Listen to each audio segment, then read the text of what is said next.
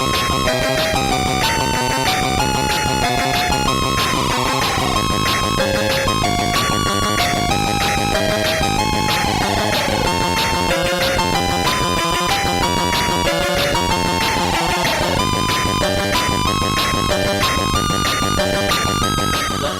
off into space with my next game review from the Mastertronic packaging. It's Speed Zone. Right then, the front cover of Speed Zone features a very cheesy looking space pilot with some spaceships in the background, and this is the black Mastertronic packaging, so with the logo down the left hand side, and on the spine it's white background with the game name on,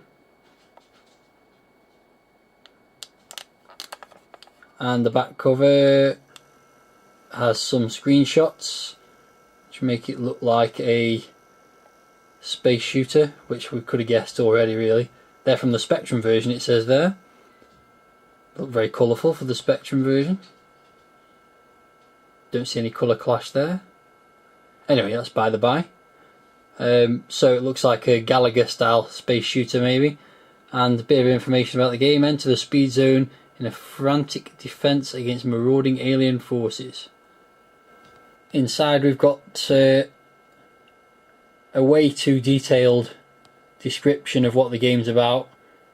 A whole page about enemy life forms and yada yada yada whatever. Let's be honest, we don't care. All you gotta do is shoot stuff, and then controls use joystick port 2. So clearly a very complex game given the controls are one line. And then we've got some foreign language instructions, and that's about it.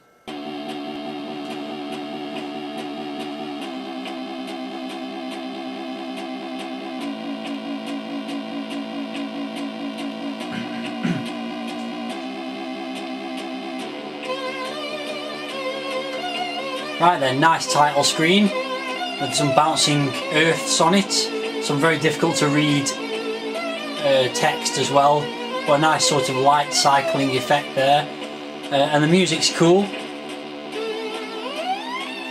Nice synth tune,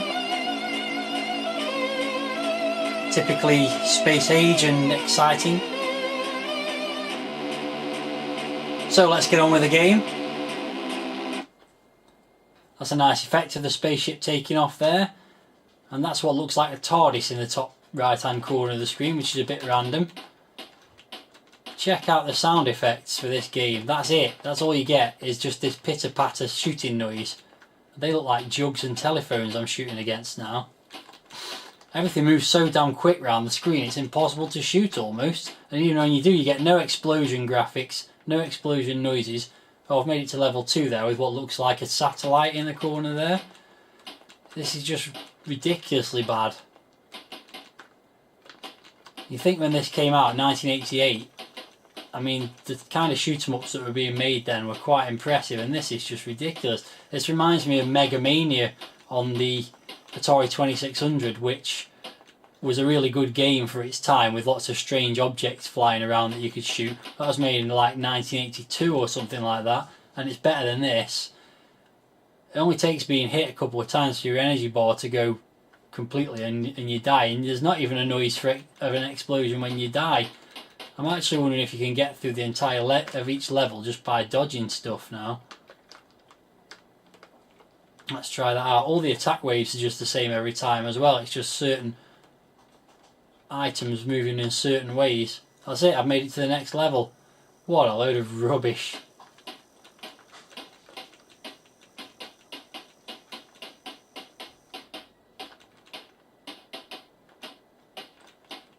That was different coloured jugs flying around then. And there goes another life. I mean, graphically it's not that bad. The spaceship and the aliens actually look quite decent, but the lack of effort in terms of doing the sound is unbelievable, especially when it's got that nice title tune. If they could put that in on the title screen, why didn't they put it in the game? That looks like a TIE fighter in the top right corner now. I'm on my last life now, and I made it to another level with barely shooting anything. pitter pat. Oh, and that's probably game over now. God almighty, that is rubbish. I'm back to the title screen again, and frankly that's a relief because that's the best part of the game by a mile. Nice SID tune, nice effects there. They put more effort into the title screen than they did into the game. So that game, utter rubbish and definitely not worth £1.99.